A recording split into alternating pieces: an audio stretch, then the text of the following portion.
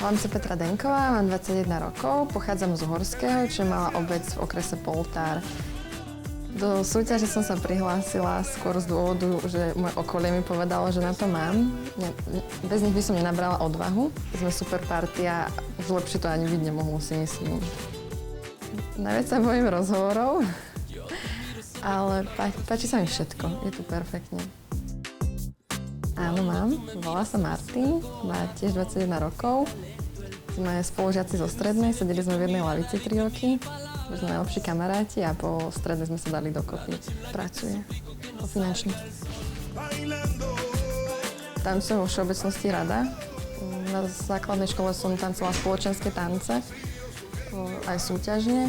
A už potom som prerastla všetkých partnerov, tak už z toho zišlo a začala som sa venovať modelingu.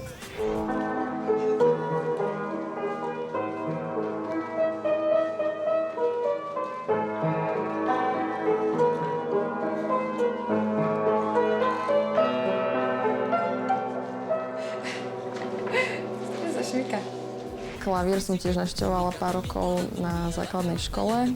To už hrám iba tak, že niekedy si zahrám, keď mám chuť, lebo klavír je doma a ja som v Nitre na škole.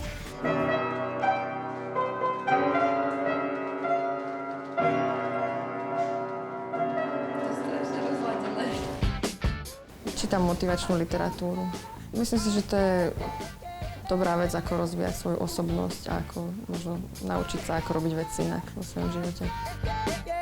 Už ako malá som vlastne, keď som chodila do škôlky, tak som si povedala, že budem učiteľkou v škôlke, lebo sme mali úžasné pani učiteľky a myslela som si, že to bude to, čo by ma naozaj v živote bavilo. Kvôli tomu som začala chodiť aj na klavír, lebo to bola jedna z podmienok na prijímacie skúšky. A neviem, už ako malá som si písala rozprávky, že ich budem potom čítať v škôlke deťom.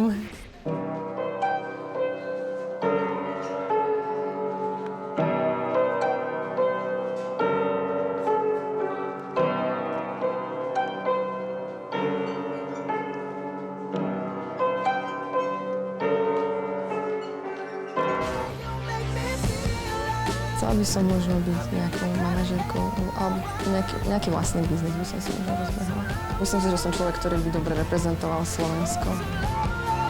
Som veľmi empatický človek, ktorý rád pomáha druhým a verím, že kebyže vyhrám, tak by som vedela pomôcť aj druhým ľuďom a využiť ten titul aj na niečo dobré.